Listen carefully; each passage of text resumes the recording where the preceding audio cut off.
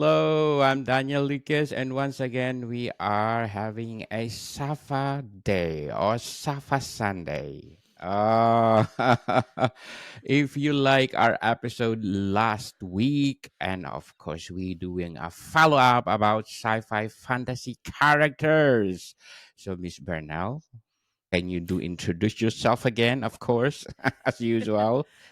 Hello, everybody. Welcome to apparently Safa Sundays. I'm Safa liking the sounds Sundays. of that. Hi, my name is Safa Bernal. I am a Canadian cyberpunk and mythpunk author. I am also a speculative editor for a small press, so I'm on both sides of the pen and the page when it comes to science fiction and fantasy. I absolutely love complex characters, and we're going to get into some of them today. I am also the author of several books, including the Judge of Mystic saga, starting with Charandash and Son of Abel, and also some novellas like Whiskey and Sinner's Blood, and then the cyberpunk Neon Leben 11. novel. I love my books. I think you will too. If you like emotional, complex characters, you will like my books.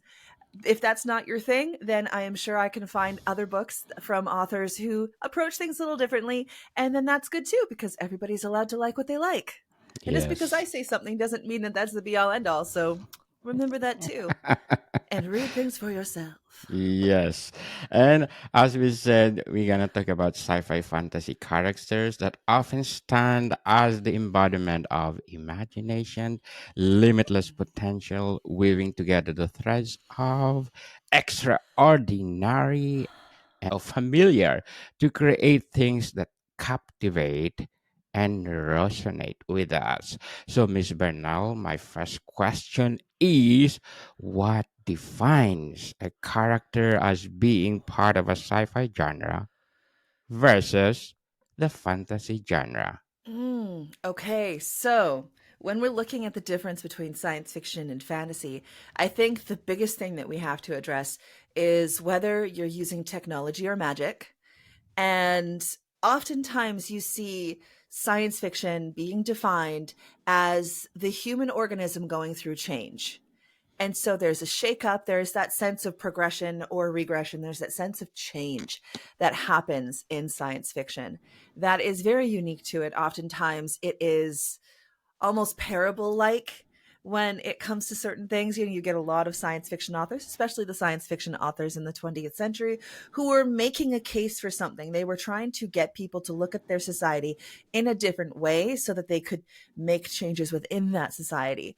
Whereas fantasy comes more from folklore and tradition. And although there is still the subversion or acceptance of tradition, it's a different sort of feel. This isn't about, this aspirational or this sort of dystopic or utopic ideal of what change is going to look like. This is more of that folklorish archetypal place in our hearts. We think of characters like Aragorn, we think of characters like Orual Until We Have Faces by C.S. Lewis. We think of certain characters in fantasy who are basically embodying different, folklorish archetypes and things like that, which in science fiction, usually it's a bit different. Usually it's undergoing a change, it's undergoing a shakeup, and also using a lot of rationality. Oftentimes in science fiction, you get less religion, less kind of mysticism. Mysticism is brought about by the technology that is sufficiently advanced instead of maybe some form of god or goddess or some form of magic spell or magic power. So I think they're different fields. They definitely Yes, are. different field. So, Miss Bernal, if we compare our science fiction in the 19th century from the 21st century, what is the big difference? I think the number one difference is that science has changed. Mm, If you look at early science fiction, you start looking at earlier and earlier science fiction, there is still this sense that with progress comes positive change, or that with the right kind of progress, the right person involved in that progress, there could be positive change. Not that everything had rose colored glasses back in the day, but there is still almost that Roddenberry sense of potential utopia. Or, well, obviously, if we do the following things, here's an example of things gone wrong. So clearly, if we just progress in a certain direction, then, we'll kind of be a little bit okay. Whereas I think what happened in the mid 20th century and kind of moving forward is a lingering sense of cynicism that broke in. Now, I'm a cyberpunk author, so me talking about cynicism is like, yes, well, your hair is purple. What else is new? Uh, um, it's cyberpunk as a genre is cynical. It is gritty. It is looking at the socioeconomic caste structure of society and attempting to break it down. In cyberpunk, you have that rebellion input into the system. You have that fight against corporocratic control. You've got that fight against the corporations that are kind of taking over for governments and trying to make people follow the company line. So you've got a system where you're creating this sort of grit and film noir and fight just naturally as part of the genre. And I mean, you could go to something like solar punk, which is far more optimistic, and see, how can we use solar technology? How can we use other things to kind of heal the planet and create a new system of being? But solar punk is not that old of a subgenre. There are not that many books in the canon. I think one I'm particularly looking forward to is coming up this year is The Bottom Line by S.B. Edwards. Mm. And that one is going to be a Canadian solar punk novel, and I'm really excited for it. Full disclosure, I helped work on the book, so yeah, that's not coming from nowhere. But I'll, Yeah, I'll be for honest, sure. I really like it. For sure. But I think when we look at some of the heroes in, like, even look at the rise of pulp fiction, from the Penny Dreadfuls and the dime novels going into pulp fiction in, the 40s, 50s, and 60s, you see a lot of those almost flat characters. They are, the token man hero. Look at me go, and they're not necessarily allowed to be as complex as other characters because that's not what pulp fiction was about. And I think with a lot of people, when they view the earlier fantasy, like fantasy in the 19th going on to the early 20th centuries, they're looking at pulp fiction. They're looking at these quickly written, quickly produced stories that were being thrown into magazines, and like, not a bad thing. Just that's not necessarily the place where you're going to spend the time to develop a character like Henry Case from Neuromancer, or even the character of Crowley from Terry Pratchett and Neil Gaiman's Good Omens. Like, you're not Mm. necessarily going to be developing that complexity in something that's meant to be going out in this next issue, and then I'm going to continue it another issue. Or they're just kind of one-off stories that are meant to hit all of those markers that make for a successful story in the middle of a magazine and then move on to the next one. So I Be definitely awesome. think that there's a Yes. complexity that ends up. Yes. So, Miss Berna, how do authors typically develop the powers or abilities of sci-fi fantasy characters? I think, okay, so I stream on Twitch twice a week. It Mhm. used to be four, now it's twice. So starting in March, I'm starting up again. I've taken a 2-month hiatus just to kind of, you know, cleanse the palate. And on Twitch, what I do is I do critiques, and we talk to authors and we talk to writers, and we have this kind of jousting back and forth. And I do an education session every month. It's a free 3-hour workshop that I'll do every month at the beginning of the month. And what I always say is, first, an author needs to know what they want the reader to take away from their work. Like, it's wonderful to write a story because the story is in you. That's fantastic. And that is a wonderful thing to do, and hopefully a fantastic experience, as long as you're not traumatizing yourself with your own fiction. But if you want to publish this thing, then you need to know what it is you want the reader to feel. What is it that you want the reader to discover through this story of this character in this world? And once you know that, then you can start developing where the technology goes. And then you can start developing what kind of magic you're using. If the whole point of this is, say, about the interconnected communication potentials of mushrooms and that sort of micellar layer underneath the soil, then you're going to create something like Hayden Moore's Sky Tracer.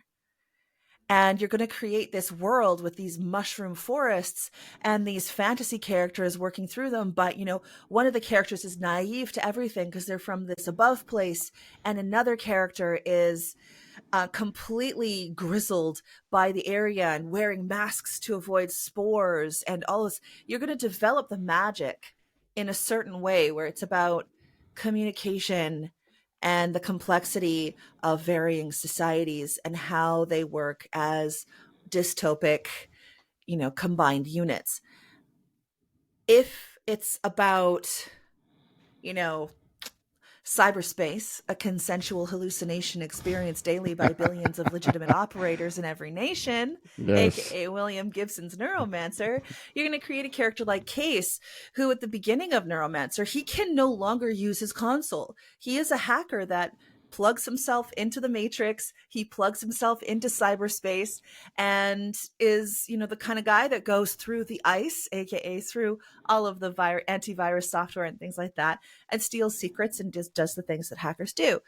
Well, at the beginning of the book, we see him at his lowest point because he can no longer do that.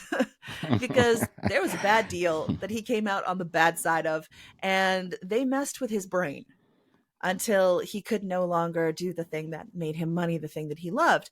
And then this mysterious character named Armitage comes in and offers him the ability to fix it. And so you see him jack into the console, you see him put himself back into the matrix, like into this incredible cyberspace. And him struggling with getting in there and breaking through the ice and hearing the disembodied ghost voice of his once mentor who is dead, but they took enough of his personality to create an AI out of that's going to help Mhm. him out. Like, it's a completely different feel than something like Sky Tracer, which is about these two women seeing basically mushroom spores and fungal spores in a different way. Um, so I think, Mushroom. yeah, it's incredible. Like the optics in Sky Tracer are fantastic. It's a debut novel. So, Yes, interesting novel, Miss Burnell. But before we go on, we want to shout out to the people listening in United Arab Emirates. Thank you, Shukran Jazilan. Because in Dubai, I get 65% audience share. Abu Dhabi at 31. Ashman at 3% and Sharjah 2%.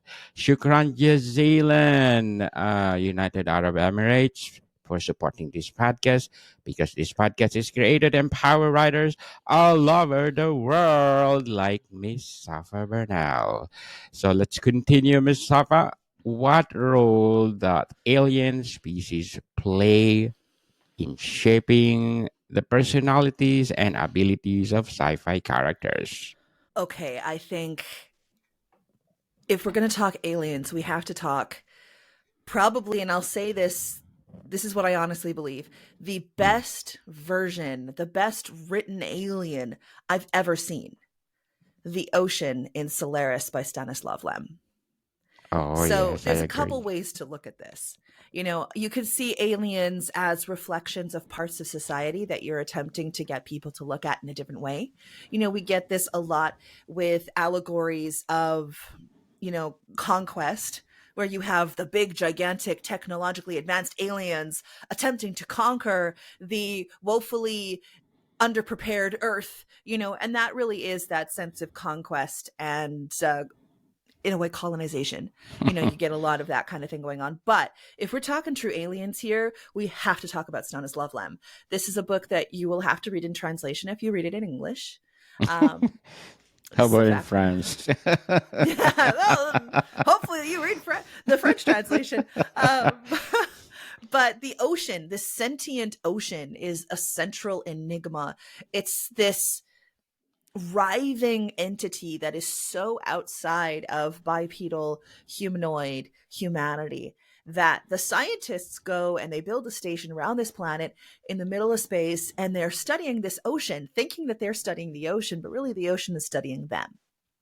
Mm. And being inhuman, and I would posit inhumane, it the ocean creates these situations where it gives everybody on the station hallucinations of terrible and awful and guilty memories to kind of poke at humanity with a stick and see how it works.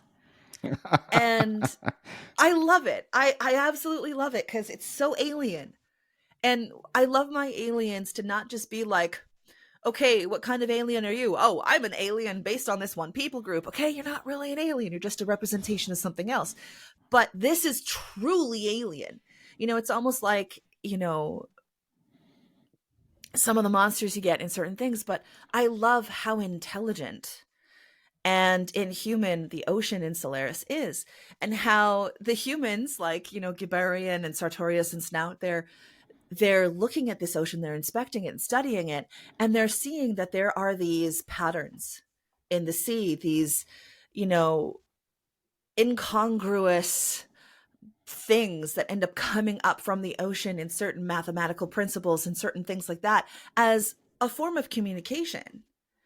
And so they're like, well, obviously this ocean bears some form of intelligence, but we don't understand what it is. And the ocean, on the other hand, is like, oh, look at all these creatures. No idea. Let's poke at them. And really what the ocean does is put a direct reflection on the humans themselves. And so they have to feel that force of consciousness. They have to feel that guilt and that love that is in them, and they cannot push it away. And I think that's the thing that I love about Solaris too. It's that a lot of times when you read science fiction and you read certain heroes, it's like they've detached their emotional quotient and they've put it away for a while. Oh, no, I need to be rational. I need to, someone's got to think logically right now. Okay, yeah, but you can't do that now. So, you have to kind of incorporate all of your emotions into what you're going to do next, and how it drives some people to madness. Oh, True. I love it. If you have not read Solaris by Sons Love Lem, read it. It's so worth So, do you think, Miss Bernal, you can create the same like that novel in the future? Not now, but in the future. it. I think the longer I write the Lieben cycle, which starts off with this buddy right here, Neon Lieben. What? Book Yoo-hoo! cover! He's my dog-eared reader's copy. You could tell, I have lots of notes in it. The more the character of Lieben is going to take on very inhuman traits. I think she almost starts off as becoming human, and then there's going to be a point in Emptiness at the Center and moving forward into Isle of Noises and Merlin Awake, the next books that are coming out in the next couple of years. She's going to slowly kind of drift away from humanity because humanity is just too large. And in order to be personal, you have to only have certain amount of people around you. Like, how many people in the world can you actually know and remember and actually know deeply, and not just on the superficial level? Oh, that's Bob. Look, it's Kevin Bacon. Like, there's only so many people that you can actually be intimately and emotionally aware of. And so all of a sudden, when the scale of things gets so large, then Lieben's going to drift away from the personal and going to become more and more just this sort of entity instead of a person. And so I'm really looking forward to inspecting that as I go with the Lieben cycle. I'm looking forward to seeing hints of that in Emptiness at the Center, which is coming out later this year. It's gonna be a lot of fun. I'm looking forward for your Ginungagap. Uh, Yeah, that one's gonna be a wild ride. That one's from the Judge of Mystic saga, so that's Ginungagap is gonna be book 4, and there's book 1 and 2. yes. Son of Yeah. Abel Oh and yeah, Son of Charanas. Abel. Yeah. I love Charnash. I'm very excited. I'm hope this is book one, Charnash. I hope everybody goes and reads it. Again, if you like emotional characters. Yes. There So, you go. Miss Bernal, how do sci-fi fantasy characters reflect the challenges, societal norms, and issues? I think science fiction, especially, also fantasy in its way, but for me, science fiction, it belongs in this place where cerebral science fiction is another technological and neon allegory in the cave.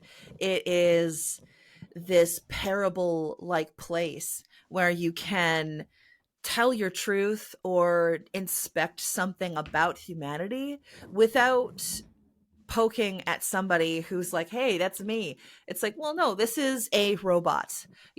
This is, the psychological anguish and the anxieties of certain characters like Detective Toshimi Konokawa and Yasutaka Tsutsui's Paprika, a novel that again I read in translation. I absolutely love it. If you've not read Paprika, it's also a movie. Like you can also see the anime kind of movie, but the book is just fantastic, and so is the movie. But you have this Detective Konakawa, who is kind of broken and anxious and dealing with all these things. And then you have the character of Paprika, who is also a psychotherapist. She's got this alter ego once she goes into somebody's dreams. And the alter ego is Paprika. And she's able to see the anxieties right in front of her as some form of construct, and they're actually able to sort of play in that space of dream and identity, and I think when we're able to see that the monster in the room has a physical form, we can start defeating it. I think with fantasy, when we look at archetypal literature and we look at, the dragon, usually there's a form of dragon in a lot of early fantasy and a lot of fantasy now. And that dragon is either something to be usurped or defeated. Uh, or joined with, and then become a kick-ass dragon riding badass. Pardon my language. But usually that dragon is something to be defeated. It is the embodiment of the evil around you. And when it is the embodiment of the evil around you, think of the greed of Smaug, and how it poisoned the land around the mountain, and the Hobbit, think of what would have happened if they didn't have something to defeat. And the warrior archetype, which we get a lot of in fantasy, the point of that one is to defeat the dragon, whatever that dragon is, whatever the embodiment of evil is, defeat it.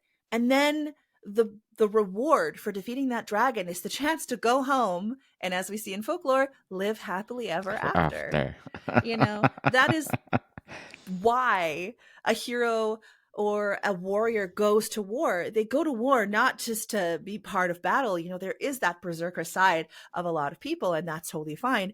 But in fantasy literature, especially in the archetypal fantasy literature, the point is to go to battle and then be able to go home, to build a life and to enjoy that life. And so you have to defeat this evil before you can go home and enjoy a quiet and decent existence. Um, Whereas the sort of magician archetype, that wizard, that magician, understands that the dragon is not to be defeated, that we are our dragons. The dragons are actually us, and they are a reflection of ourselves. And so, in order to defeat the dragon from that magician perspective, you have to transmute that energy. You have to change that energy. You have to change those things that are wrong in ourselves until we can create the magic that heals society. So I really like looking at both sides of it, really, a monster to defeat, but also that monstrous piece of ourselves that we can look at with a radical lens. It might be a fairy princess. It might be, the unnamed narrator in a wild sheep chase. It might be the character of Svetlana in Girl of Light. It might be any of those, but we're seeing this way forward where if we're reading a dystopia, we can kind of be like, oh man, I'm getting this pathos, I'm getting this sort of catharsis of reading something that might kind of cling to me in a certain eerie way. But we're also seeing that, okay, how did society get there? How do I make sure that our society doesn't? And I think that's where the most effective sci-fi comes from. It's both entertainment and it's an ability to go like, hey, yeah, so in Neuromancer, like the corporations who take over, yeah, that was a mistake. Okay, so how can we prevent that? Yes, interesting question. Yeah. But before we go on, Miss Bernal, I'm inviting you to listen to my other podcast, Food 101, on our fourth season with Chef Alessandro, one of the best executive chef in one of the five-star restaurant in downtown Toronto. So please do listen to our latest episode. We talk about Valentine's recipes. It's a love month, people, but still, please do listen to it. And our books are out, not only one, but 13 volumes, people. Food 101, Volume 1, Basics until 13 is the only book that you need. How to create a delicious food. Available on Amazon and leading online bookstores worldwide. So, Miss Burnell, how do authors balance human traits with supernatural or futuristic abilities in their characters? I think first they need to understand that for every power that you give a character, there needs to be sufficient stakes. I think a lot of the issue that I've been seeing now, this is specifically in movies lately and less in books, but you get this in books too, where things are almost like a problem comes up and it's almost instantly solved, usually by the girl boss character who swoops in with their infinite wisdom, knowledge, magic, or power. And boom, the problem is gone. And that creates a situation where there's never any stakes. It's like, you know, Superman going up against a bunch of bank robbers that all they have are pillowcases on their heads and guns. Well, there's no stake there. Superman's going to wipe the floor with them. He's just going to take Of them all course. out in 2 seconds, and they're going to be tied up with a belt in the middle of the bank waiting for the police to arrive. Like, there's no real stake there. And so if we're going to give people power, which is great, I love it, because let's be honest, you can make people blow things up with their minds in fantasy and sci-fi. That's freaking cool. We've got to Yes. allow ourselves to be entertaining and allow ourselves to be cool and to have those fun moments and those powerhouse moments. But if you're going to have that power, you have to have corresponding weakness and complexity. There has to be some form of struggle, and there has to be some form of struggle which is overt, that we can actually experience as readers. And so with that power that you're giving that character, you need to make sure that the stakes are correspondingly high. And I think too, one thing that I've been seeing trending is this sort of overpowered character. This character is infinitely powerful for every situation that they enter. Or you think that there are going to be stakes, but those stakes are a house of cards and a rainstorm. They're just going to dissolve because they don't have enough to them to last.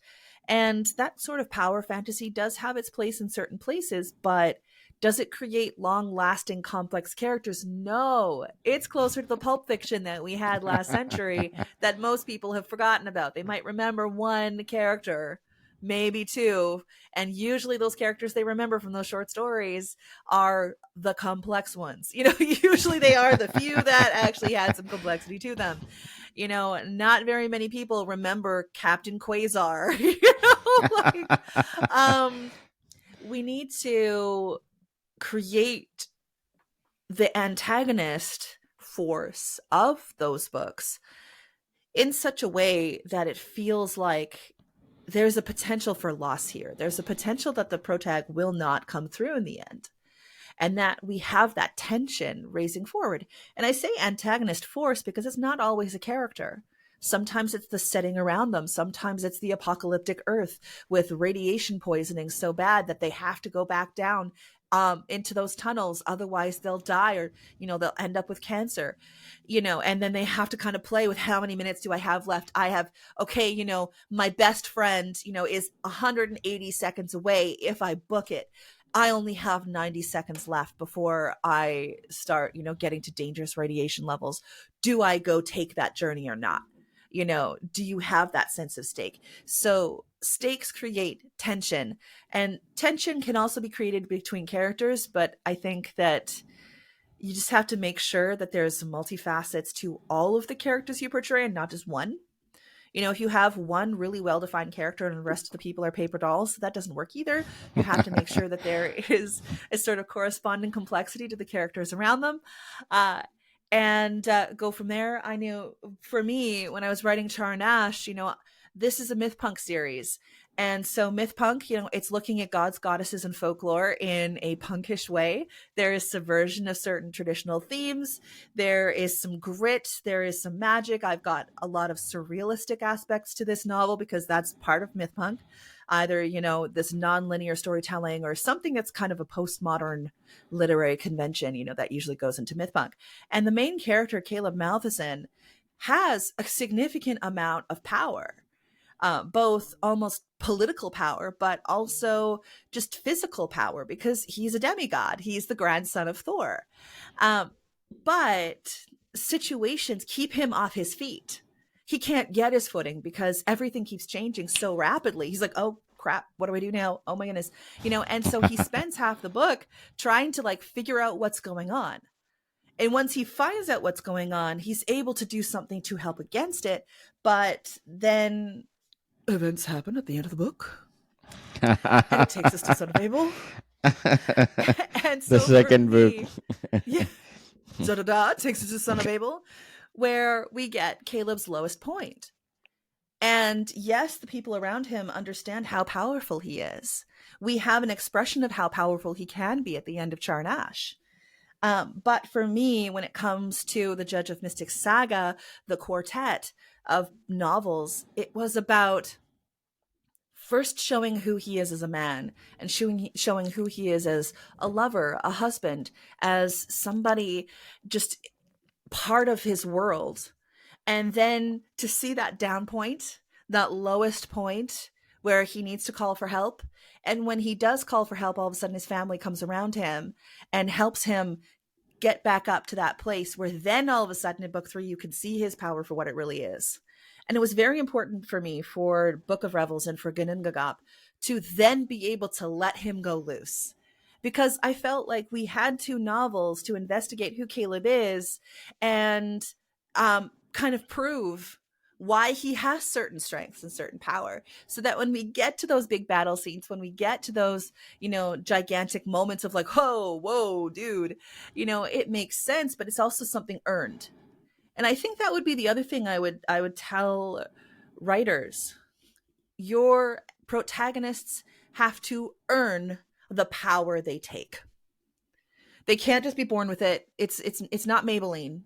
You have to earn your power, because that's what real life is.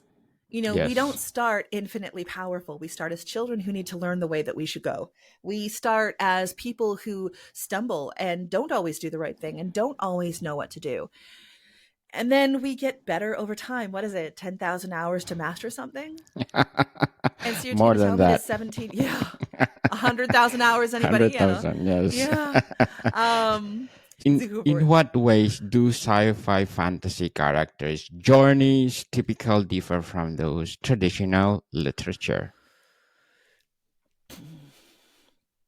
I think science fiction and fantasy allow for more surrealism than in Yes. traditional literature, than in something like literary fiction. Literary fiction is grounded in realism. It is grounded in a sense of this has to be kind of standard, kind of human.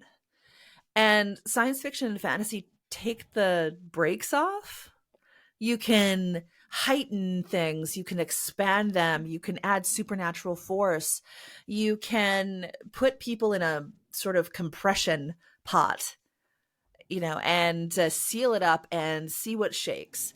where yes, realism and ultra realism that we're getting in a lot of literary fiction can have really high stakes for that person. You could still have, incredibly passionate characters. I mean, some of the best characters that have ever been written have been in literary fiction, and, a lot of stories that stay with people. But I think that through the fantastic, through the extra imaginative, through the different world builds, we can detach from our experience of humanity here on this planet and go somewhere else for a while.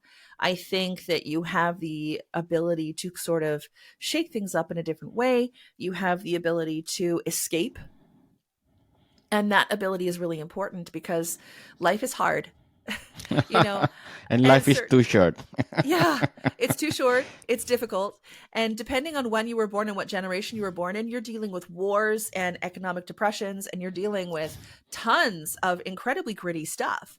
And so sometimes you need to be able to escape those problems and let your mind rest for a while. And it can be even more sort of healing to escape the confines of the world that we're all stuck in and go somewhere else for a while and experience something else for a while. And, we go with, the protagonist of C.S. Lewis's Out of the Silent Planet trilogy, the Out of the Silent Planet, Paralandra, and That Hideous Strength. And we end up on a completely different world, but he's still seeing it within the framework of his own until he starts breaking that framework. And I think that part of the thing that fantasy and sci-fi does is it releases us to look at things in a completely different way, or to believe in a little bit of magic, to believe that a hacker can plug themselves into their computer Yeah. and go into this incredible world of AI and corporate ice. Something that seemed more fantastic back in the 80s when William Gibson was writing the Sprawl trilogy, and now it's like, yeah, that's scary. Quick. um, oh my goodness. When I was writing Neon Leben, I ended up having to re-edit the book at one point because it took, 8 years to develop the manuscript and the world and everything like that. Um, and by the time that I got to like 2020, I was like, oh my gosh, a What bunch of the stuff happened? I was writing about 8 years ago as being something that would happen in the 2080s is happening now. Right now. I have to redo my science. I have to up my game. I had to add quantum computing in a way that I wasn't prepared for back, 10 years ago when I was first researching my cyberpunk trilogy. So, but you get that sense of trippiness, that surreality. You get that ability to detach and just kind of be in another place for a while and experience magic. We don't have magic in this world unless you believe in a belief system which allows for magic, which some people do.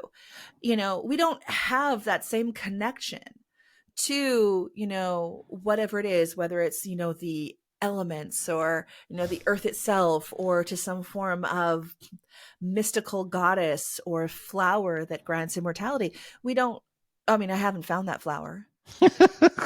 I would like to. If anybody knows a flower that grants immortality, I will trade you some books Me for it, too. Me too. Yeah. Let's make a tea. Yes. you know? Hmm. Can you invite our listeners to support all your books? Thank you so much for being here, everybody. I love being on Book 101 Review. It is a joy to work with Mr. Lucas and to just be able to talk about these sorts of things. If you have liked anything I had to say or are interested at all in reading cyberpunk and mythpunk literature from a Canadian perspective, please visit saphaburnell.com. That is saphaburnell.com. And you can find where all my books are. My books are available everywhere. They are very highly distributed. So please feel free to order them online or ask your local bookstore to bring them in for you. And if you're in a position where you're like, man, I'd love to buy them, but that's 5 books. And, hold on, my purse strings are a little tight right now. Please feel free to go to your local public library and ask your acquisitions librarian to bring in the works of Safa Burnell. Libraries are a fantastic resource. And I can't talk to how libraries are everywhere in the world, but but from where I am in Canada, they are a fantastic and wonderful resource, and they purchase books. So you can bring in those books that you love. You can bring in my books and read them yourself, and then also members of your community can read them as well. And all of that just works to enrich our world. At least that's my intention. So again, my name is Safa Burnell. I am the author of Usurper Kings, which is a poetry collection, Neon Lieben, Charandash, Son of Abel, Macabre and Monstrous, Lenses, and Warped Lens. So I hope you have fun Yes. with all of those. And I hope you like some characters that can hit you in the gut and make you smile at the same time, because I love to Yes. instill my heavy emotions with a lot of humor to balance everything out and make sure that the tension has release. So, I'm looking forward for Gununga Gap. oh, it's going to be so good. I'm looking forward to it so Looking bad. forward. Ah, So let's can't wait. support Miss Safa Bernal, because if you support her, more books. So Miss Bernal, thank you for your time. And thank you for yours. Yes, more to come, people, and see you soon.